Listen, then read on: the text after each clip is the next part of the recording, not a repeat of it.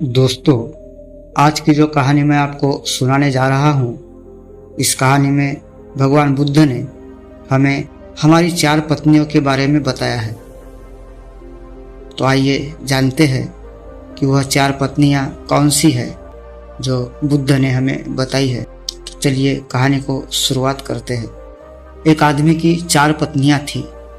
प्राचीन भारत की सामाजिक व्यवस्था ऐसी थी जहाँ एक पुरुष कई पत्नियां रख सकता था। समय बीतने पर वो व्यक्ति बीमार पड़ गया और उसे अपनी मौत करीब दिखने लगी। जीवन के अंत में वो बहुत अकेलापन महसूस करने लगा। उसने अपनी पहली पत्नी को बुलाया और उसे अपने साथ दूसरी दुनिया में चलने के लिए कहा। व्यक्ति ने कहा, मेरी प्यारी पत्नी, मैंने तुम्हें दिन रात प्यार किया, जीवन भर तुम्हारा ख्याल रखा। अब मैं मरने वाला हूँ। क्या तुम मेरे साथ वहाँ चलोगी जहाँ मैं अपनी मृत्यु के बाद जाऊँगा?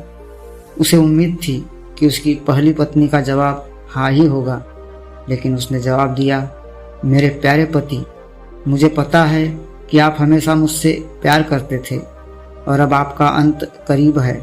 ऐसे में अब आपसे अलग होने का समय आ गया है। अलविदा मेरे प्रिय। इसके बाद बीमार पुरुष ने अपनी दूसरी पत्नी को बिस्तर के पास बुलाया और मौत के बाद के सफ़र पर साथ चलने की विनती की। उसने कहा, मेरी प्यारी दूसरी पत्नी, तुम जानती हो कि मैंने तुम्हें कितना प्यार किया है। कभी कभी मुझे डर लगता था कि तुम मुझे छोड़ दोगी, लेकिन मैंने तुम्हें दृढ़ता से थामे रखा। मेरी प्रिय, मेरे साथ दूसरे सफ़र पर चलो। दूसरी पत्नी ने जवाब दिया, प्रिय पति, आपकी पहली पत्नी ने आपकी मृत्यु के बाद आपका साथ देने से इनकार कर दिया, तो फिर मैं भला आपके साथ कैसे जा सकती हूँ? आपने मुझे केवल अपने स्वार्थ के लिए प्यार किया है। मृत्युशैया पर लेटे हुए पुरुष ने अपनी तीसरी पत्नी को बुलाया और उसे भी अपने साथ चलने को कहा।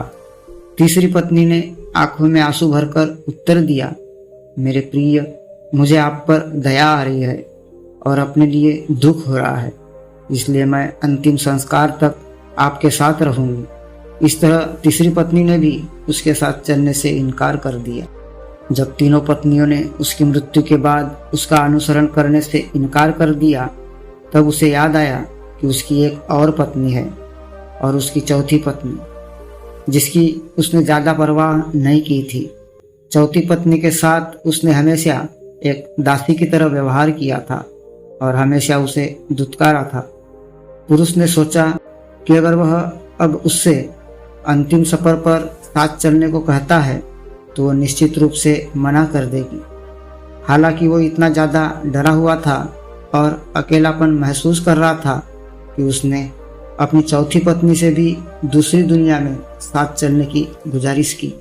चौथी पत्नी ने अपने पति के अनुरोध को तुरंत स्वीकार कर लिया।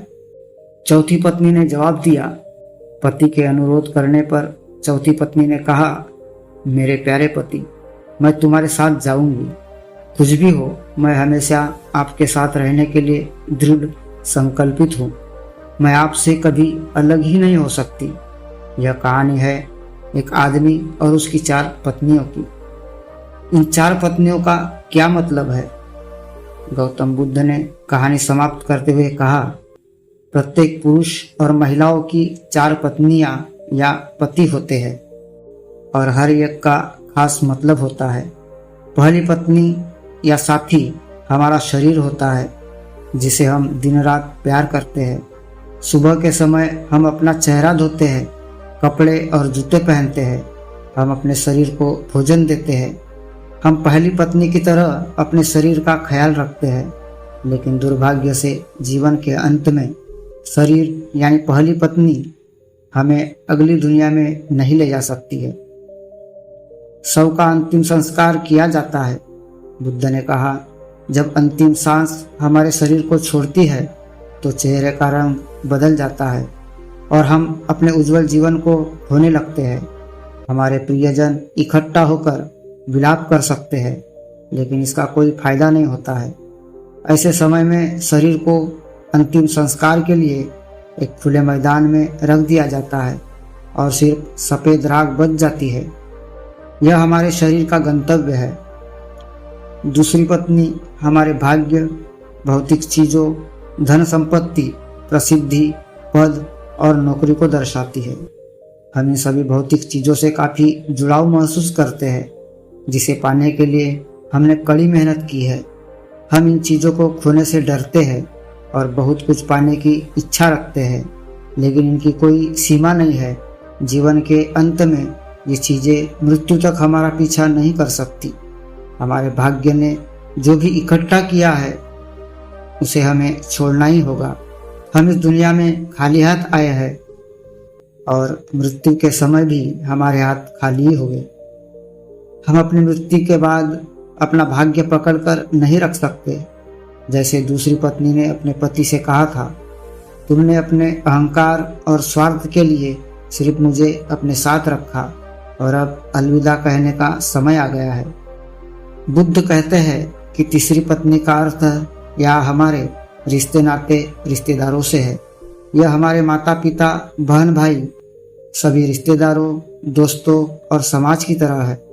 वो आंखों में आंसू लिए हमारे साथ शमशान घाट तक ही आ सकते हैं।